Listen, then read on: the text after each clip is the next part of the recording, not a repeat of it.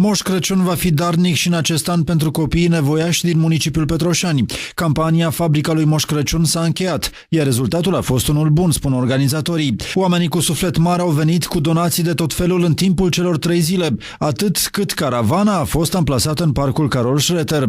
Reprezentanții administrației publice locale și voluntarii asociațiilor participante la această campanie au reușit să facă peste 70 de pachete care vor ajunge la copiii nevoiași. Pachetele conțin câte puțin din ceea ce petroșenenii au donat, de la jucării, haine și dulciuri, până la diferite sume de bani. Donațiile au constat în haine, începând de la bebeluși până la haine de iarnă pentru adulți și în jucării, în mare parte. Și ce am primit bani, am cumpărat dulciuri pentru copii pe care le-am băgat în pachete.